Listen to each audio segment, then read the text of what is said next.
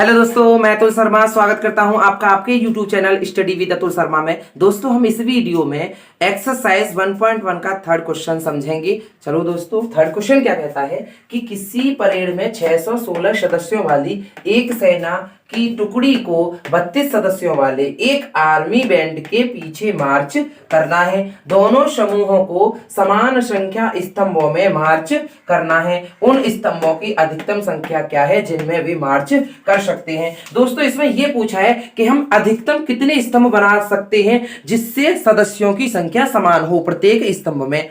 तो दोस्तों, इस टाइप के जितने भी क्वेश्चन होते हैं उनमें हमको जो डिजिट दे रखी है उनका HCF निकालते हैं स्तंभों की अधिकतम संख्या ज्ञात करने के लिए। तो दोस्तों, कैसे निकालेंगे? स्तंभों की अधिकतम संख्या, स्तंभों की अधिकतम संख्या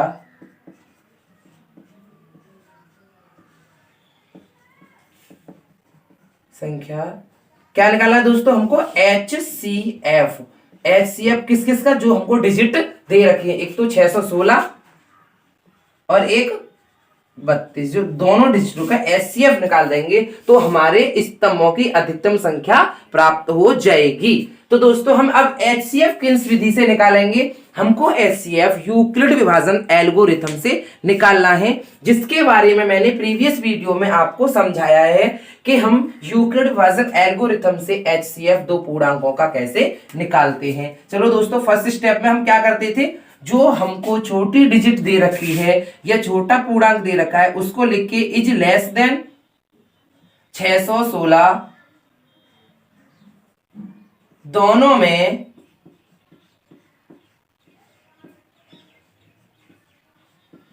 यूक्लिड विभाजन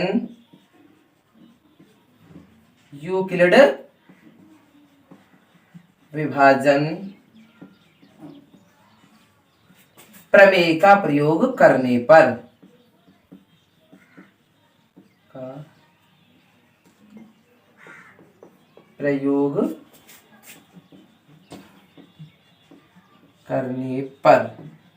हमको पता है दोस्तों यूक्लिड प्रमेय का प्रयोग कैसे करते हैं। जो छोटा पूर्णांक दे रखा है उसमें उससे बड़े पूर्णांक में भाग लगाते हैं। तो दोस्तों, 32 का भाग हम 616 में लगाएंगे तो 32 एकम 32 और 32 दूरी 64 होते हैं दोस्तों। इससे ज्यादा हो जाएंगे तो 1 टाइम्स ही जाएगा और ये 32 हो गए।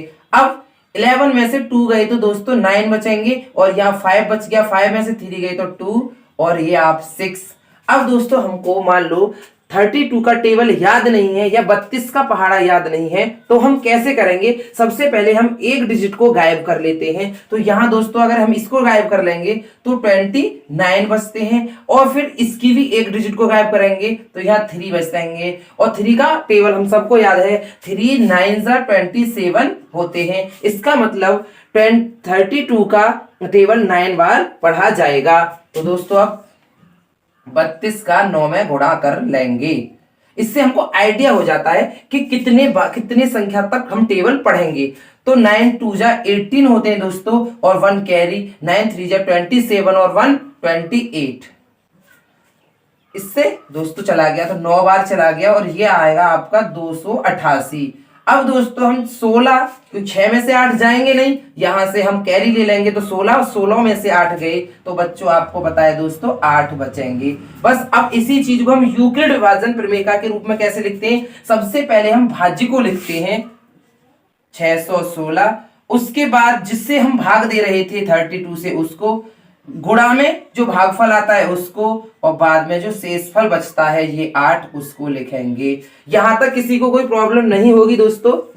उसके बाद हमें पता है यहाँ शेषफल शून्य नहीं है, फिर पुनः यूक्लिड विभाजन प्रमेय का प्रयोग करेंगे। तो सेकंड स्टेप में कैसे लिखते थे हम?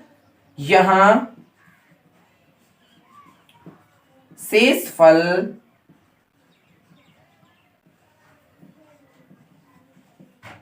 शून्य नहीं है,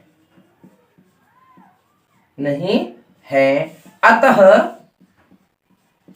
शेषफल 8 और भाजक 32 में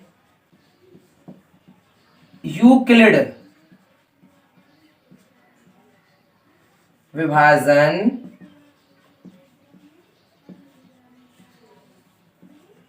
प्रमेय का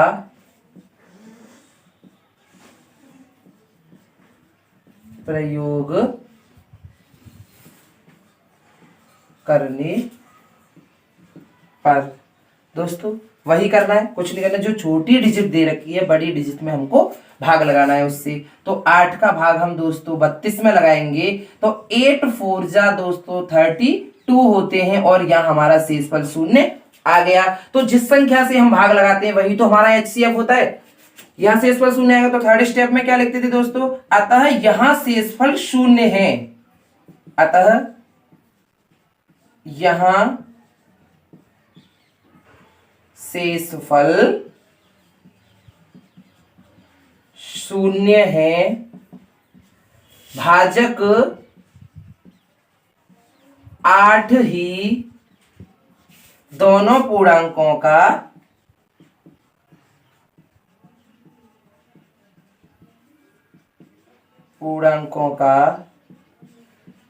HCF होगा। और दोस्तों हमें क्या निकालना था, HCF। तो स्तंभों की अधिकतम संख्या क्या है, HCF इन दोनों का। तो स्तंभों की अधिकतम संख्या क्या आ गई दोस्तों, 8। स्तंभों की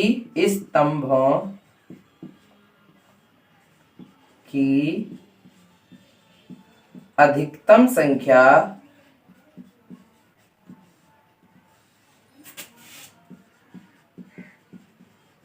संख्या आ गई दोस्तों आपको 8। यही हमारे क्वेश्चन का आंसर है। तो दोस्तों इस टाइप के जितने भी क्वेश्चंस आते हैं उसमें हमें कुछ नहीं करना, जो दो पूर्णांक दे रखे हैं उनका HCF निकालते हैं और हमारे जो क्वेश्चन पूछे जाते हैं, जैसे इसमें पूछा स्तंभों की अधिकतम संख्या, मान लो एक और इस टाइप का क्वेश्चन आ जाता, जैसे कोई मिठाई विक्रेता है और वो कुछ काजू की बर्फी बनाता है और कुछ बादाम की बर्फी। अब वो ये चाहता है कि मैं इसको कितनी ढेरी बनाऊं जिससे बर्फियों की संख्या समान रहे, तो फिर वो पूछेगा तो बताइए अधिकतम बर्फियों की संख्या क्या होगी। जो दो आपको पूर्णांक दे रखे होंगे उनमें HCF निकालना है उन दोनों का, और जिससे हमारी बर्फियों की संख्या आ जाएगी। इसी प्रकार इसमें स्तंभों की संख्या पूछी है तो हमको HCF निकालना है और यूक्लिड विभाजन एल्गोरिथम के द्वारा। तो यूक्लिड विभाजन एल्गोरिथम मैंने प्रीवियस वीडियो में बताया था कैसे निकालते हैं। इस वीडियो में पहली स्टेप में क्या लिखते थे, जो हमको दो पूर्णांक दे रखे हैं, छोटा पूर्णांक लिखिए इज लेस देन 616, बड़ा पूर्णांक दे रखा है, दोनों में यूक्लिड विभाजन प्रमेय का प्रयोग करने पर। यूक्लिड विभाजन प्रमेय का प्रयोग करना भी मैंने सिखाया था, कुछ नहीं है, जो दो पूर्णांक दे रखे हैं छोटे पूर्णांक से बड़े पूर्णांक में भाग लगाओ, और जो फिर लिखते कैसे इसको, सबसे पहले भाज्य को लिखो, उसके बाद भाजक को जिससे हम भाग लगा रहे हैं, उसके बाद जितना भागफल आता है वो इनटू में प्लस 8। अब जब यहां शेषफल शून्य नहीं रहता तो पुनः यूक्लिड विभाजन प्रमेय का प्रयोग करते थे, वही हमने यहां किया है। यहां शेषफल शून्य नहीं है, अतः शेषफल 8 और भाजक 32 में यूक्लिड विभाजन प्रमेय का प्रयोग करने पर वही स्टेप है, कुछ नहीं है, छोटी संख्या से बड़ी संख्या में भाग लगाओ और यहां शेषफल शून्य आ गया। जब हमारा शेषफल शून्य आ जाता है तो जिससे हम भाग लगाते हैं वही तो होता है ना हमारा HCF। अब हमने इसी से तो भाग लगाया था, यही तो HCF होगा, बस यही है। अतः यहां शेषफल शून्य है, भाजक 8 ही दोनों पूर्णांकों का HCF होगा। और स्तंभों की अधिकतम संख्या क्या थी, दोनों पूर्णांकों का HCM। तो स्तंभों की अधिकतम संख्या दोस्तों तुम्हारी हो गई 8। बस यही आपका आंसर है। थैंक यू दोस्तों, मैं मिलता हूं नेक्स्ट वीडियो में अगले क्वेश्चंस के साथ। अगर ये वीडियो से आपको क्वेश्चन समझ में आया तो प्लीज चैनल को सब्सक्राइब करें और वीडियो को लाइक एंड कमेंट और शेयर करना ना भूलें। थैंक यू दोस्तों।